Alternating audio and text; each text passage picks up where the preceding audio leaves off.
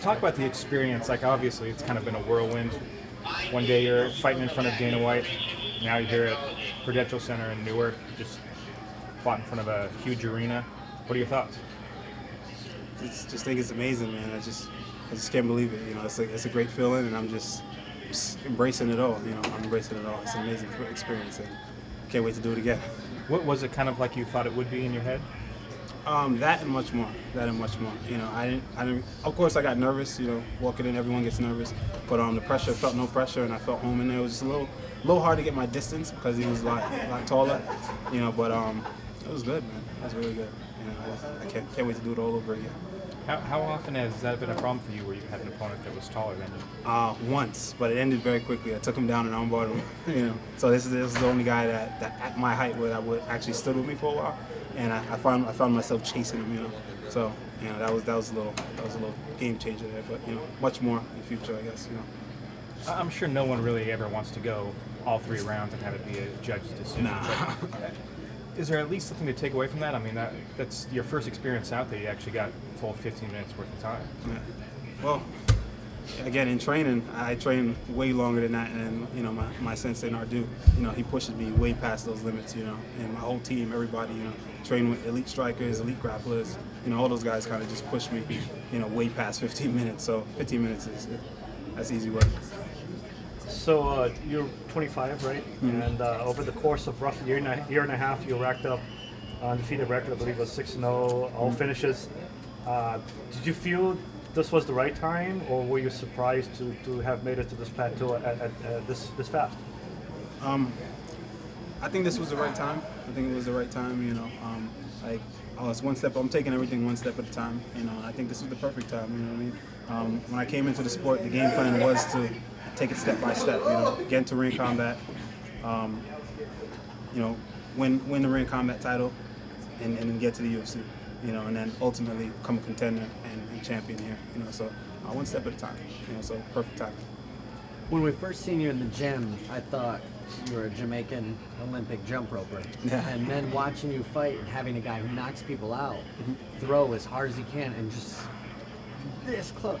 Is that scary for you, or how do you time that distance and get it down perfectly? Well, especially since you don't know the guy and you don't get to stand in front of him like this before the fight.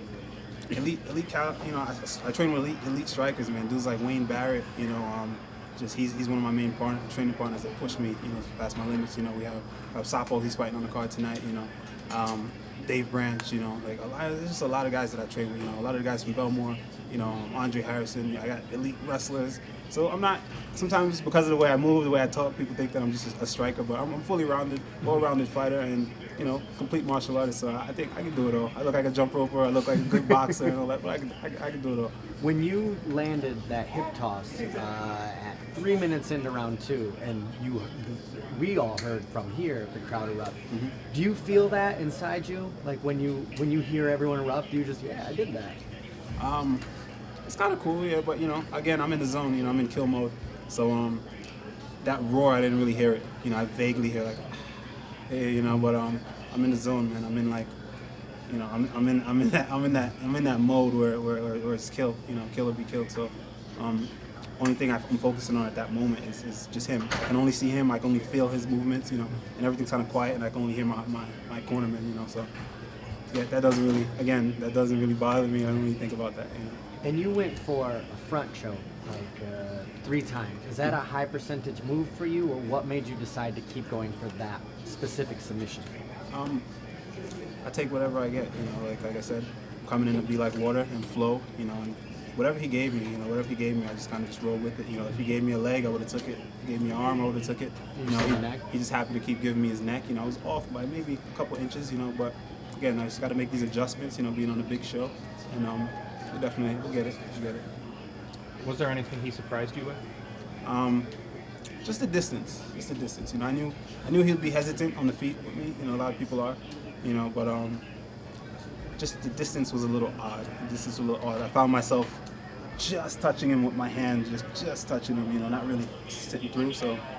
Got to make those adjustments, but that was the only thing I felt, and again, just a big show, so, that dudes are on a different level, so I just got to work on that. To move the way you do in the cage and just slip out of range and so quick and accurate, really, how are you warming up backstage so you come out and you're just ready to instantly, like Matrix, dodge everything? Just flowing, man. Just flowing. I'm doing it all. You know, I'm moving with, again, Sensei Nardu. He kind of just gives me looks. You know, Coach Tyrone Credle. You know, he just gives me looks. He's swimming at me with the punches, and I'm just floating. You know, I'm looking at, that's why I'm touch and go, man. I'm looking to touch and go. You know, I'm looking to make it look as pretty as possible. Maybe it wasn't too pretty today, but we're working on it. You know, working on it. It's great. And after each round, did you get any feedback from your corner, or even in your own mind, did you feel every round was securely won, or No. were you worried about that?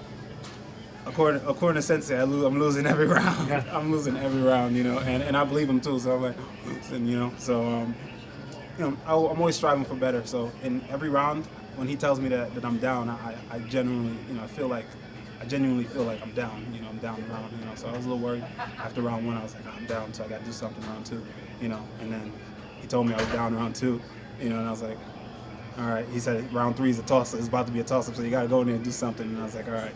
You know, so I'm always feeling like, you know, I'm behind, you know, in the ring. So I'm always trying to do better every single time. So negative motivation works for you then? Sometimes, you know, but I don't really let anything get to me. Again, nothing bothers me, you know. So even if even if it could be the worst situation ever, you know, I always know I'm gonna find a way. I'll find a way. From a quick glance, it doesn't look like you took too much damage in this fight. How quickly would you like to get back in there and kind of take advantage of this momentum? As soon as possible, man. Like I don't really do camps. I've just been training. Camp is life, you know, and life is camp. So I've just been doing this, you know. I've been doing this for the longest. I've been doing this since I went pro. I've just been fighting every 2 months or so, you know. So I've just been back to back to back. So at this point, it's life, you know. So whenever everyone needs me again, ideally I would like to maybe take a month off and just chill out for a little bit because I've been at it for so long. But you know, it doesn't matter. If Dana needs me tomorrow, I'm back, you know. So I'm ready to rock.